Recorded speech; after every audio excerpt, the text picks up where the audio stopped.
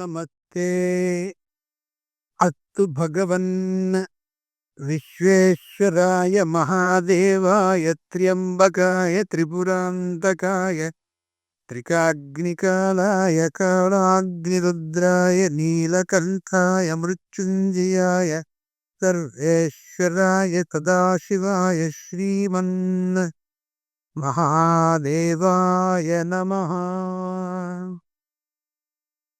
రామాయ రామభద్రాయ రామచంద్రాయ వేతతే రఘునాథాయ నాథాయ సీతాయ పతయే నమః. ప్రవచనంలో భాగంగా ఈ రోజున ఆంగీరసుడు మహానుభావుడైనటువంటి వాడు స్వయంగా అక్కడ తన యొక్క విశేషాన్ని, దీపాన్ని గురించినటువంటి దాన్ని తెలియచేయడం ప్రారంభించాడు ఎదురుగా ఉన్న వాళ్ళందరికీ. అయ్యా, ముక్తి కలిగేటటువంటి మార్గం ఏదైనా ఉంటుందా? అయినా ఇక్కడ దీపాన్ని స్తంభం మీద పెట్టినట్లయితే స్తంభం ద్వారా ఒక వ్యక్తి లోపలి నుండి యువతలకి వచ్చి తన పూర్వ జన్మ విశేషాన్ని మొత్తాన్ని తెలియచేశాడా? కార్తీక మాసంలో స్నానం చేయడం, స్నానం చేశాక దీపాన్ని పెట్టడం అనే ఈ చిన్న పనిలో ఇంత విశేషం ఉందా అని అడిగితే, ఆంగిరసుడు ధనలోభుడనేటటువంటి పేరు కలిగిన ఆ స్తంభం నుండి యువతలికి వచ్చిన అతనికి స్నానాన్ని గురించిన విశేషాన్ని, దీపం యొక్క విశేషాన్ని ఇలా తెలియచేయడం ప్రారంభించాడు. ప్రాచీనులు ఎంత గొప్పవాళ్ళు అంటే, ఒక విషయాన్ని చెప్పాలి అని అంటే దాన్ని ఒక కథలో ఇమిడ్చి జాగ్రత్తగా మనకి అందిస్తే బాగా అర్థమవుతుందనే యథార్థంతో అలాంటి కథ ఎప్పుడు జరుగుతుందా అని ఎదురు చూసి, అలాంటి సందర్భంలో ఆ కథలో అలాంటి సంఘటన వచ్చినటువంటి దాన్ని జాగ్రత్తగా పరిశీలించి ఒక చోట సిద్ధపరిచి మనకి అందించేటటువంటి లక్షణం కలిగిన వాళ్ళు.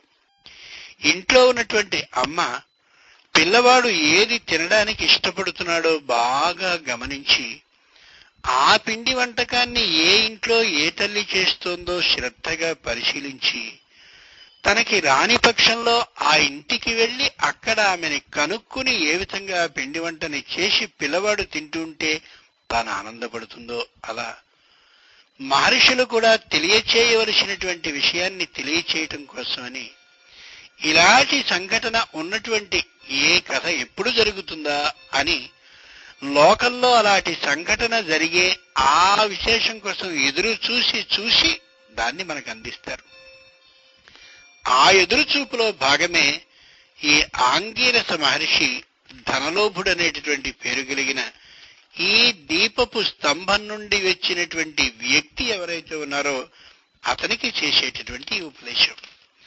ధనలోభ, కార్తీక మాసం అంటే సామాన్యమైంది అనుకుంటున్నావుటయ్యా. నా కార్తీక సమో మాస, కార్తీకంతో సమానమైనటువంటి మాసం లేదయ్యా. ఇది శివ విష్ణు ఉభయ ప్రీతికరమైనటువంటి మాసం.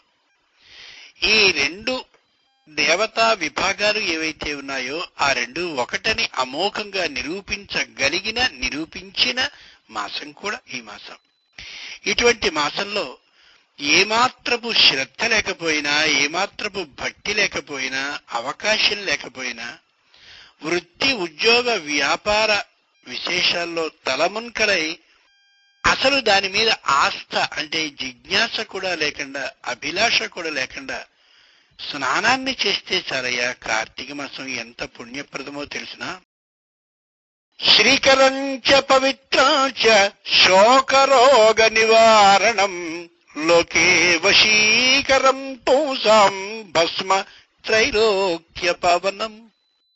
స్నానాన్ని చేసేటటువంటి సందర్భంలో యథార్థంగా కార్తీక మాసంలో ఉండే ఏ శంకరుడున్నాడో ఆయన ఒక్కసారి మనసులో ధ్యానించుకుని, శంకర, ఈ కార్తీక మాసంలో సంపూర్ణమైన నియమ నిష్టలతో నేను స్నానాన్ని చేయలేకపోతున్నానయ్యా. పై సంవత్సరమైన నిష్ఠతో, నియమంతో, భక్తితో, శ్రద్ధ, ఏకాగ్రతలతో స్నానాన్ని చేసే అవకాశాన్ని ఇప్పించవయ్యా అని యథార్థమైనటువంటి భక్తితో మనఃపూర్వకంగా ప్రార్థిస్తూ స్నానాన్ని కాని చేసినట్లయితే శంకరుడు, ఉబ్బులింగడు, బోళాశంకరుడు ఆనందంగా పాపం వాడికి అవకాశం లేదనే యథార్థాన్ని గమనించి పై సంవత్సరానికి నిత్య నియమంగా స్నానం చేసే అవకాశాన్ని ఇవ్వడంతో పాటు ఇప్పుడు చేసినటువంటి స్నానం భక్తి శ్రద్ధలతో చేయకపోయినా కూడా భక్తి శ్రద్ధలతోనే చేసినటువంటి పుణ్యాన్ని జమ చేస్తాడట ఆయన. శ్రీకరాచ పవిత్రాచ శోకరోగ నివారణం లోకే వశీకరం పూసాం భస్మ త్రైలోక్య పావనం. స్నానాన్ని చేసి వెంటనే వెళ్ళిపోతే ఈ స్నానం వ్యర్థమవుతుందట కార్తీకంలో. అందుచేత భస్మ త్రైలోక్య పావనం, వెంటనే త్రిపుండ్రాలని అంటే 3 అడ్డగీతల్ని ఖచ్చితంగా భస్మం ఆ విభూతితో నీటితో తడిపి పెట్టుకోవాలి అని. మేమందరం వ్యాపారానికి ఉద్యోగానికి వెళ్ళినప్పుడు నలుగురు ఆక్షేపణ చేస్తారు, అదేదో తేలిగ్గా ఉంటుంది. లాంటివేవైనా ఉన్నట్లయితే ఆ సందర్భంలో ఆ విధంగా భస్మ త్రిపుండ్రాలు అంటే అడ్డంగా 3 నామాలని ధరించి చేయగలిగినంతసేపు స్తోత్రాన్నో పూజనో మంత్రాన్నో దేన్నో చేసి ఆ తరువాత తీసివేయవలసిన పరిస్థితే నిజంగా మీకున్నట్లయితే తీయడం కూడా తప్పు కాదని శాస్త్రం అంటోంది. అంటే ఎంత కృప, ఎంత జాలి, ఎంత కరుణ, ఎంత అనుకంప, ఎంత మని మీద వాత్సల్యం మహర్షులకుందో ఆలోచించి చూడండి. ఇంకొక విశేషం, భస్మనాశజలేనైవ ధరయేచ్చ త్రిపుండ్రకం. వట్టి విభూతిని మాత్రం ఎప్పుడూ ముఖాన ధరించకూడదు. భస్మనాశజలేనైవ, నీళ్లతో తడిపినటువంటి విభూతిని మాత్రమే అడ్డంగా రాసుకోవాలి. రాసుకునేటటువంటి సందర్భంలో అవకాశం ఉంటే త్రియంబక మంత్రాన్ని జపిస్తూ రాసుకోవాలి. త్రియంబకం యజామహే సుగంధిం పుష్టివర్ధనం ఉర్వారకమవబంధనాన్ మృత్యోర్ముక్షీయమామృతాత్. అబ్బే ఆ మంత్రం మాకు రాదండి, ఈవేళ ఈ కేవలం నామాన్ని పెట్టుకోవడం కోసం ఈ మంత్రాన్ని ఎలా నేర్చుకుంటాం అనేటట్లయితే నమశివాయ అనే పంచాక్షరి మంత్రాన్ని ధ్యానం చేస్తూ పెట్టుకోవచ్చు. మరి ఆడవాళ్లు భస్మాన్ని పెట్టుకోవచ్చా అనేదో చక్కటి ప్రశ్న. ఆడవాళ్లు 2 కనుబొమ్మల మధ్య పై భాగంలో ఖచ్చితంగా నుదుట విభూతిని ధరించడం అనేది ఐశ్వర్య కారణమే తప్ప వేరు విధమైన అభిప్రాయాన్ని కలిగించేదీ కాదు. భర్త లేనటువంటి వాళ్ళు మాత్రమే దీన్ని ధరించాలనేది నియమము కాదు. నిశ్చయంగా ఆ విభూతిని పరమేశ్వరుడికి సంబంధించిన దాన్ని ఆ విధంగా నామంగా అడ్డంగా నుదుటి మీద ధరించడం, ధరింపచేయడం యథార్థమైనటువంటి పద్ధతి.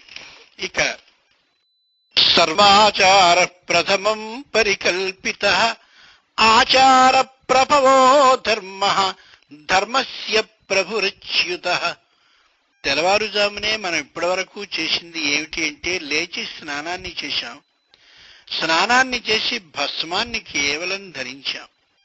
దీన్ని ఏమంటారు అంటే ఆచారము అన్నారు. ఆచారము అంటే ఆచరయతి ఆచారయతీవవా ఆచార అని. ఆచరించేది, ఆచరింపచేసేది ఏదో అది ఆచారం. ఆ విధంగా ప్రతినిత్యం ధరించడం అనేది ఒక నిత్య కర్మగా ఉంటే దాన్ని ఆచారము అని చెప్పారు. ఇలా చేసినట్లయితే వ్యక్తికి పరమేశ్వరునికి సంబంధించిన అనుగ్రహం లభిస్తుంది అని. అసలు విభూతి అనేటటువంటిది ఏమాత్రపు స్నానము చేయకుండా ధరించడం ధర్మం కాదు.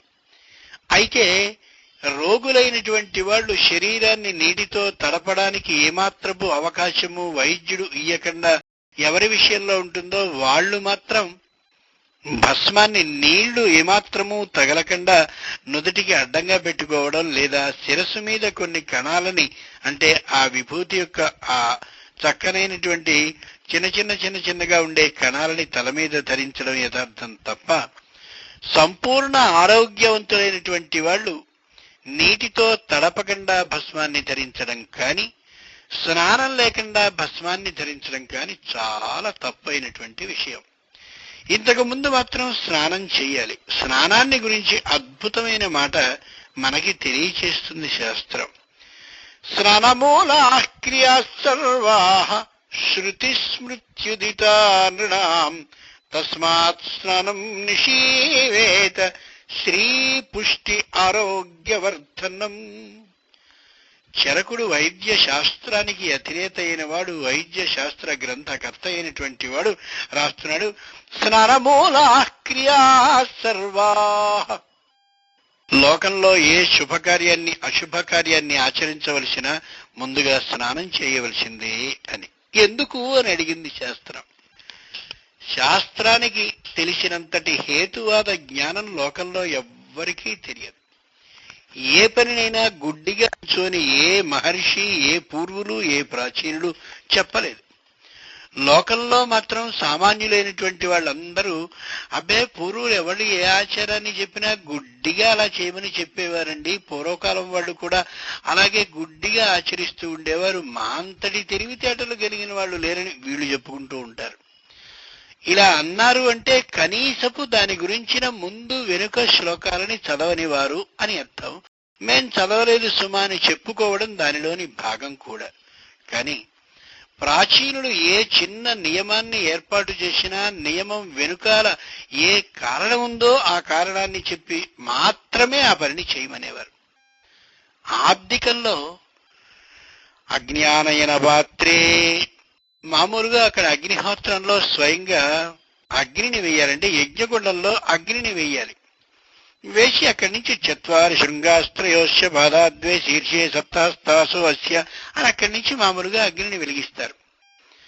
ఆ తెచ్చినటువంటి అగ్ని ఆనయన పాత్ర అంటే చిన్న పళ్ళెల్లో ఆ నిప్పు బాగా మండుతున్నటువంటి బొగ్గు కణాలని తెచ్చేవారు. ఆ రోజులో బొగ్గులే కాబట్టి తెచ్చి అక్కడ వెలిగించిన తర్వాత అండి, ఆ అగ్నిని వెలిగించాక అగ్నియానయన పాత్రే జలం నిక్షిప్య, దాంట్లో నీళ్లు పోయి అంటాడు.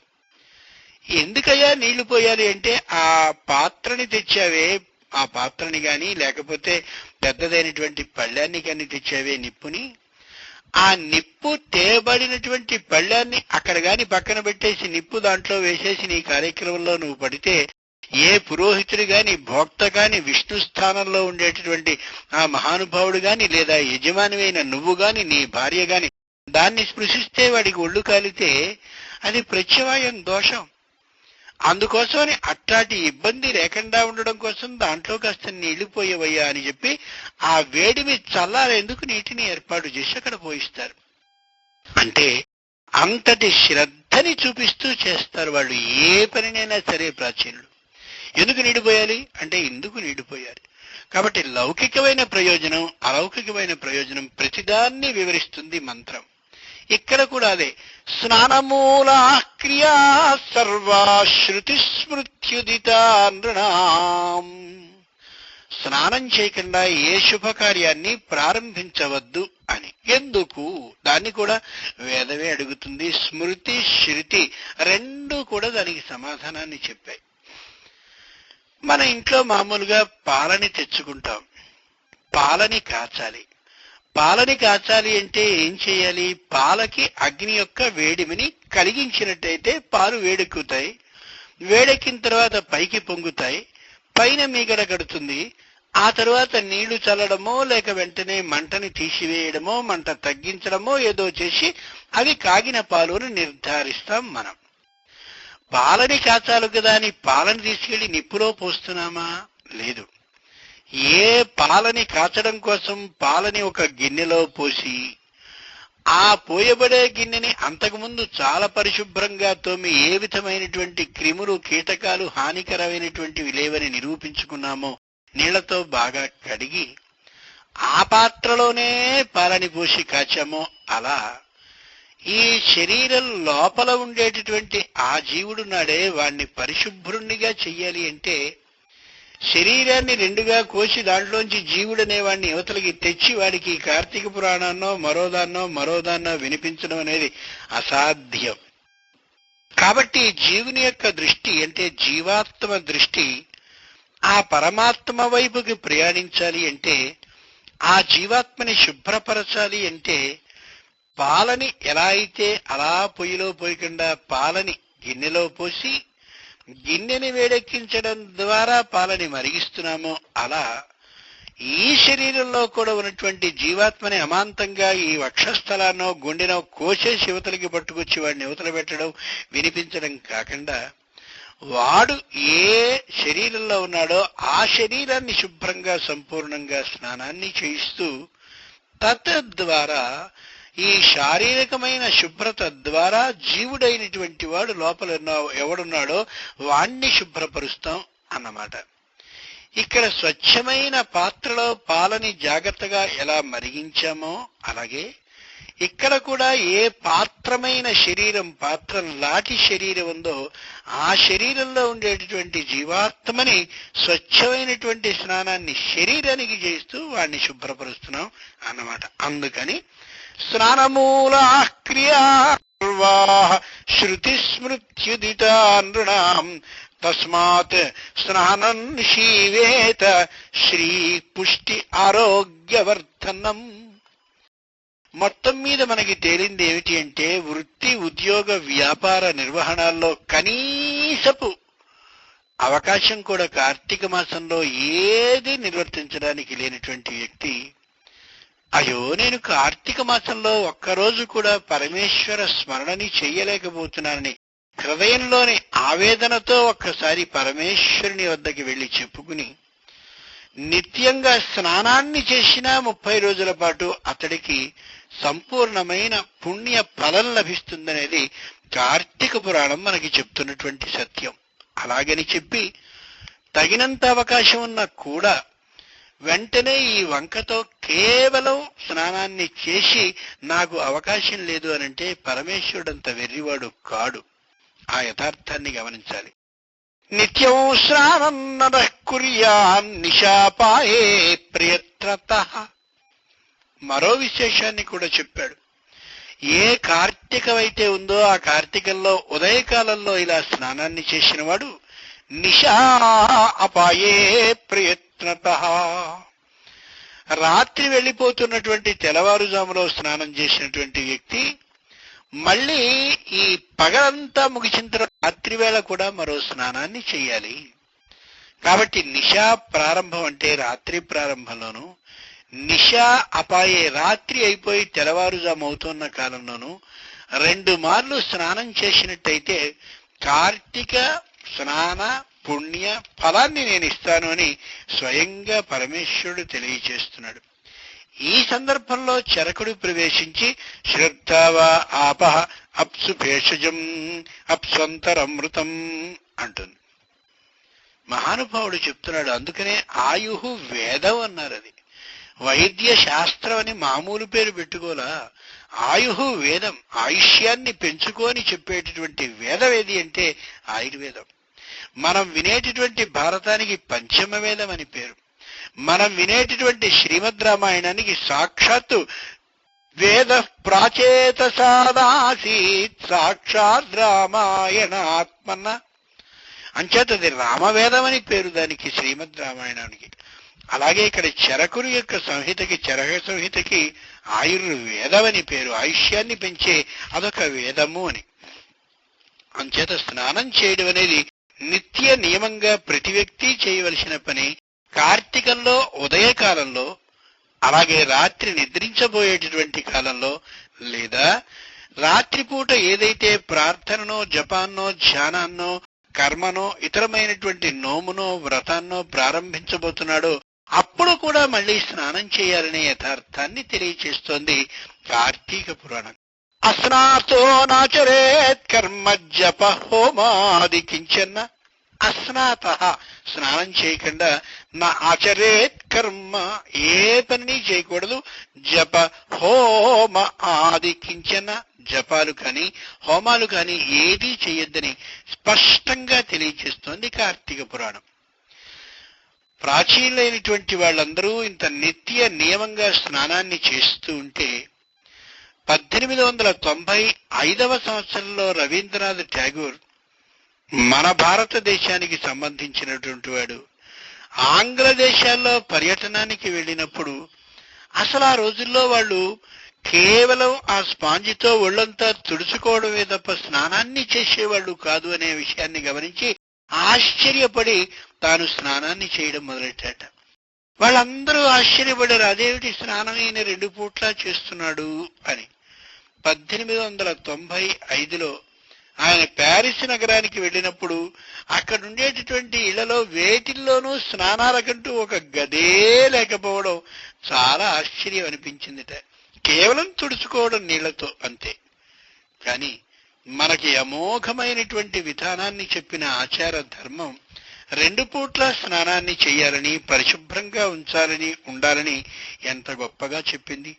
కాబట్టి ప్రతి వ్యక్తి అయ్యా, కార్తీక మాసంలో మీకు అవకాశమే లేకపోయినట్లయితే కనీసం గోవిందనామాన్ని ఉచ్చరిస్తూనో శంకర నామాన్ని ఉచ్చరిస్తూనో ఒక్కసారి అలా స్నానాన్ని చెయ్యండి. స్నానం చేశాక స్వచ్ఛమైనటువంటి విభూతిని ఆ నీటితో తడిపి అడ్డంగా 3 రేఖలు గీసుకోండి. గీసుకునే సందర్భంలో కూడా నమశివాయ మంత్రాన్ని కానీ, ఓం నమో భగవతే వాసుదేవాయ అనేటటువంటి మంత్రాన్ని కానీ, ఈ 2 రాకపోతే మీకు ఇష్టం వచ్చినటువంటి శ్లోకాన్నో, స్తోత్రాన్నో, మంత్రాన్నో, నామాన్నో, కీర్తననో, భజననో దేన్నో ఒకదాన్ని చేసినట్లయితే మీకు సమయం లేదనే యథార్థం తెలిసినటువంటి పరమేశ్వరుడు కార్తీక మాస పుణ్యాన్ని మీకు అందిస్తాడు అని ధనలోభునికి అంగిరసుడు స్పష్టంగా తెలియచేశాడు. అదిగో ఆ అదృష్టానికి నోచుకున్నానయ్యా నేను పూర్వజన్మలో. 2, అయిపోయిన తర్వాత నేను ప్రతినిత్యం దీప ఆరాధనని చేస్తూ ఉండేవాణ్ణి అని కూడా చెప్పాడు. ఏమిటి దీప ఆరాధన వల్ల ఫలితం ఏమిటి? దీపాలు 2 విధాలు. ఏమిటేమిటి? శుభదీపమని, అశుభ దీపమని 2 విధాలు దీపాలు. శుభమైనటువంటి దీపం, మంగళకర కాలంలో పెట్టే దీపం, మంగళ ద్రవ్యానికి సంబంధించిన దీపం, శుభకార్యాల్లో పెట్టబడే దీపం వ్యక్తి యొక్క ఎదురుగా ఉంటుంది.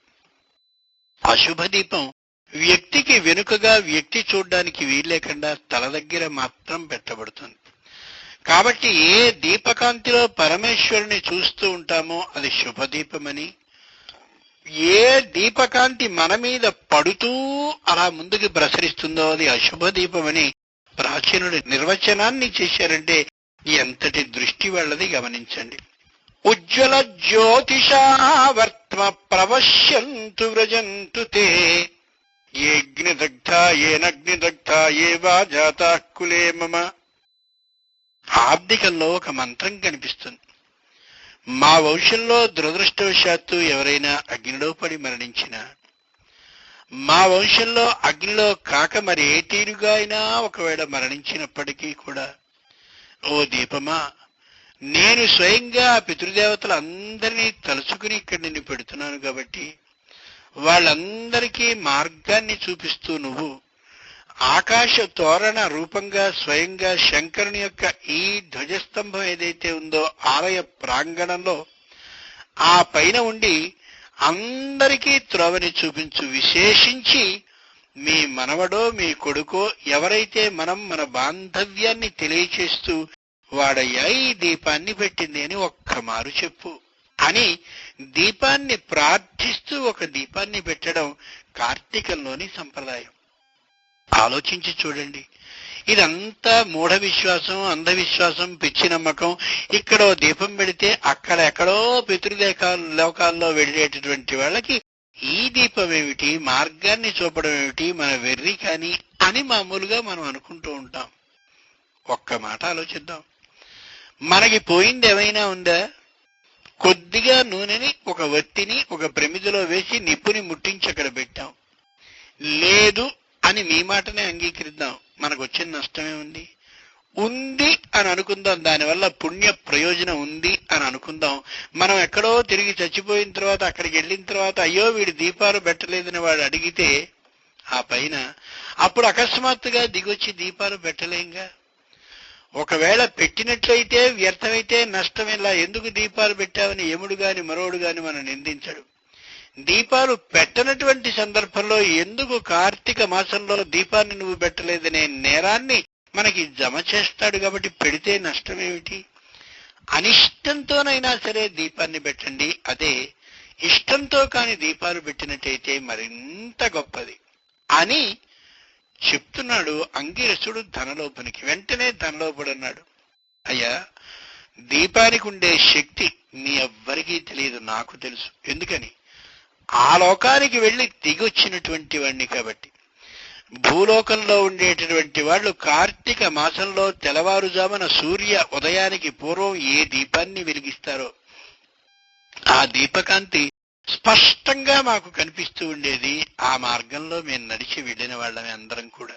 భూలోకంలో ఉండేటటువంటి వాళ్ళు దీపాలని పెట్టండి అని అంటే దీనివల్ల వాళ్ళకి మార్గదర్శనం కలుగుతుందా, మార్గంలో కాంతి వస్తుందా అని దెబ్బలాడుతూ కూర్చుంటారు కలియుగ ప్రజ. కానీ ఒక్కసారి పెట్టినట్టయితే ఎంత ఆనందం ఉంటుందో ఆలోచించుకోవచ్చుగా వాళ్ళు. నష్టపోతే దీపమే కదా.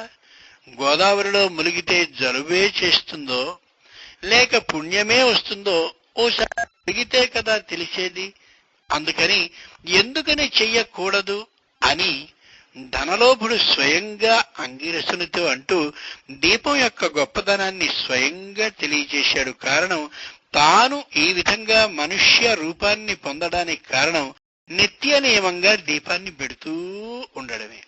కాబట్టి మనం గాని మన పితృదేవతల్ని తలుచుకుంటూ ఒక దీపాన్ని ఉదయకాలంలో అలాగే సాయంకాలంలో స్నానాన్ని చేసి ఆ మీదట మాత్రమే దీపాన్ని వెలిగిస్తూ మా పితృదేవతని వాళ్ళందరూ తరించాలి, ఈ దీపం వారందరికీ మార్గదర్శనాన్ని చెయ్యాలి అని గాని ప్రార్థించినట్లయితే నిశ్చయంగా ఆ పెట్టబడ్డటువంటి దీపం వాళ్ళకి త్రోవని చూపించేది అవుతుంది అనేది యథార్థం.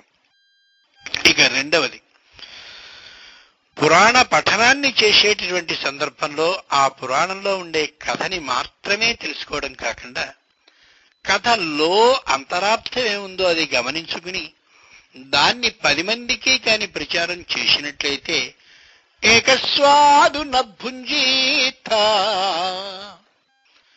తీయగా ఉండేటటువంటి ఫలాన్ని ఒక్కడు మాత్రమే తినకూడదు అని శాస్త్రంలో చెప్పబడ్డట్టుగా మనకి తెలిసిన కార్తీక మాసంలోని స్నానపు విలువని, మనకి తెలిసిన కార్తీక మాసంలో ఈ విధమైన దీపాన్ని వెలిగించే దాంట్లో ఉండే లాభాన్ని 10 మందికి కానీ వివరించినట్లయితే 10 మందికి దాని మీద శ్రద్ధ కలగకపోయినా ఇలాంటి వృత్తి వ్యాపార ఉద్యోగ అవకాశాల్లో ఉన్నటువంటి వానికి అవకాశం లేకపోతే 10 మందిలో ఏ ఒక్కడైనా దీపాన్ని వెలిగిస్తాడు. కనీసం 30 రోజుల్లో కాకపోయినా చెప్పిన రోజునైనా ఒక దీపాన్ని వెలిగిస్తాడు. ఆ వెలిగించినటువంటి దీపపు ఫలితంలో కొంత భాగం మనవతన్ని ఆస్తికునిగా మార్చగలిగినటువంటి బుద్ధిని ప్రవేశపెట్టినందుకు కొంత భాగం మనకి పుణ్య ఫలాన్ని పరమేశ్వరుడు జమ చేస్తాడు అంటోంది కార్తీక పురాణం.